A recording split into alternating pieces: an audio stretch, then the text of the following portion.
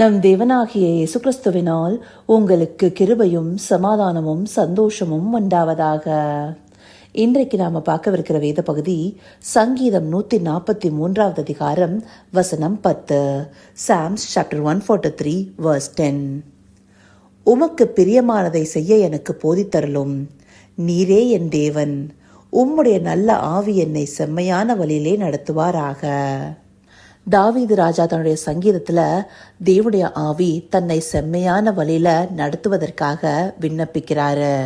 இந்த நாட்கள்ல நம்ம ஒவ்வொருவரோடும் பரிசுத்த ஆவியானவர் தங்கியிருந்து நம்மை வழிநடத்துகிறார். ஆனா ஆண்டவராகிய இயேசு கிறிஸ்துவுக்கு முன்பாக பூர்வ நாட்களை எடுத்துக்கொண்டோமேயானால் ஆவியானவர் அபிஷேகம் பண்ணப்பட்டவங்களையும் தீர்க்கதரிசிகளையும் இல்ல தேவ சித்தம் செய்ய வேண்டிய ஒரு சிலரை நடத்துபவராக இருப்பாரு. அவர்களோட நிரந்தரமா அவர் இருப்பார்னு இல்ல, தேவனுடைய சித்தத்தை செய்து முடிக்கிறதற்காக அவர்களோட இருந்து வழிநடத்துபவராக இருப்பாரு. அப்படியாக தாவீது ராஜா இந்த வசனத்துல தேவனுடைய நல்ல ஆவி தன்னை செம்மையான வழியில நடத்தும்படியாக கேட்கிறாரு. அது எதற்காக? தேவனுக்கு பிரியமானதை செய்ய அந்த ஆவியானவரே போதித்து அருள முடியுங்கிறதுனால. தாவீது ராஜாவுக்கு அந்த நாட்கள்ல வேதம் கொடுக்கப்படல. அப்படி இருந்த போதும் தேவனுடைய இருதயத்தை அறிந்தவராக, தேவனுடைய ஆவியானவர் தன்னை நடத்த முடியுங்கிறத அறிந்தவராக இப்படியான ஒரு விண்ணப்பத்தை செய்கிறாரு. தேவனுக்கு பிரியமானது இன்னதென்று ஆராய்கிறவராகவும் இருந்தாரு. அவர் தேவ சித்தத்தை செய்து முடிக்கவும் தேவனுக்கு பிரியமான வழிகள்ல நடக்கவும் தேவனுடைய ஆவியானவர் தாமே அவரை நடத்துகிறவராக இருந்தாரு. இப்படியாக தேவனுடைய ஆவியானவர் ஒருவரை நடத்தும் போது அவர்களுடைய ஆத்துமாவானது உயிர்ப்பிக்கப்பட்டு நீதியின்படி நடக்குங்கிறத இந்த வசனத்திற்கு அடுத்தபடியாக கொடுத்திருக்க 11வது வசனத்துல பார்க்கும்போது தெரியும். கர்த்தாவே, உம்முடைய நாமத்தின் நிமித்தம் என்னை உயிர்ப்பியும், உம்முடைய நீதியின்படி என் ஆத்துமாவை இடுக்கத்திற்கு நீங்களாக்கி விடும்னு கேட்டிருக்காரு. அப்படியாக ஆத்துமாவை இடுக்கனுக்கு நீங்களாக்கி உயிர்ப்பித்து நடத்துபவராக தேவனுடைய ஆவியானவர் இருந்திருக்கிறாரு. அது மாத்திரம் இல்லாம இதே அதிகாரம் 7வது வசனத்துல கர்த்தாவே, சீக்கிரமா எனக்கு செவி கொடும், என் ஆவி தொய்ந்து போகிறதுன்னு சொல்லியிருக்கிறாரு.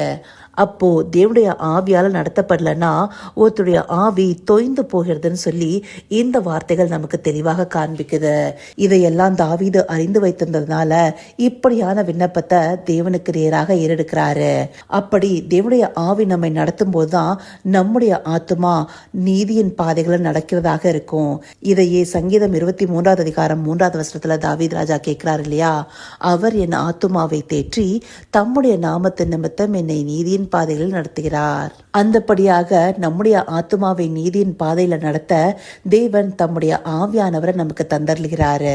அது மாத்திரம் இல்லாம நெகேமியா புஸ்தகத்தை எடுத்துக்கொண்டோமே ஆனால் 9வது அதிகாரம் 20வது வசனத்துல அவர்களுக்கு அறிவை உணர்த்த உம்முடைய நல்ல ஆவியை கட்டளையிட்டீர்னு சொல்லப்பட்டிருக்கு.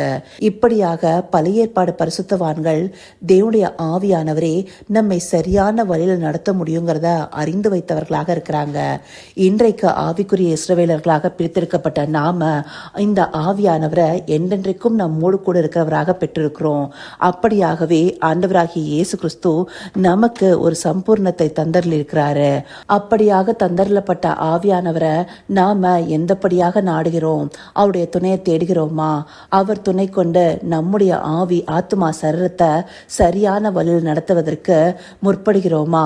இதையெல்லாம் நாம நிதானிச்சு பார்க்கணும். கிருபையினால விசுவாசத்தை கொண்டு ரட்சிக்கப்பட்டு ஆவியானவரை பெற்றுக்கொள்கிறோம். அந்த பரிசுத்த ஆவியானவர் நம்மோடே கூட இருந்து கிறிஸ்துவுக்குள்ளார நம்மை முத்திரை போட்டு வைத்திருக்கிறாரு. அவர் தங்கும் ஆலயமாக நம்முடைய சரீரமானது மாறி இருக்கு. இது எல்லாம் அறிந்து கொண்டும் அந்த ஆவியானவருடைய துணையை தேடி அவர் நடத்துகிற செவ்வையான வழிகளை நடக்கணுங்கிற முக்கியமான சிந்தனை நமக்குள்ளார இருக்கணும் இல்லையா? அந்த சிந்தனையிலிருந்து வழுவி போகாத படிக்க நம்மை நாம காத்துக்கொள்ள என்ன செய்கிறோம்? இதையெல்லாம் நாம நிதானிச்சு பார்க்கிறதற்காகவே இந்த வேத பகுதி நமக்கு காண்பிக்கப்பட்டிருக்கு. இதை உணர்வுள்ள இருதயத்தோடு பார்த்து தேவனுக்கு பிரியமானதை செய்ய அவருடைய நல்ல ஆவினால செம்மையான வழிகளை நடத்தப்பட அவரை நோக்கி பார்ப்போமா? கர்த்தாவே, தேவாதி தேவனே, உமக்கே இந்த வேளையில் நன்றி செலுத்துகிறோம் ராஜா.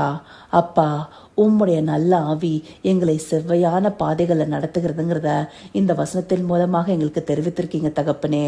அப்படியாக எங்களுடைய ஆத்துமாவானது நீதியின் பாதைகளை நடத்தப்படுதுங்கிறதையும் எங்களுடைய ஆவியானது தொய்ந்து போகாம உமக்குள்ளார பலப்படுகிறதுங்கிறதையும் நாங்கள் அறிந்து கொண்டிருக்கிறோம் தகப்பனே. அந்தபடியாக ஆண்டவராகிய இயேசு கிறிஸ்துவின் மூலமாக ஆவியானவரை நிரந்தரமாக எங்களுக்குள்ளார பெற்றுக்கொண்ட நாங்க அவருடைய சத்தத்திற்கு செவி கொடுத்து அவர் நடத்துகிற செம்மையான பாதையில நடக்கணும் தகப்பனே.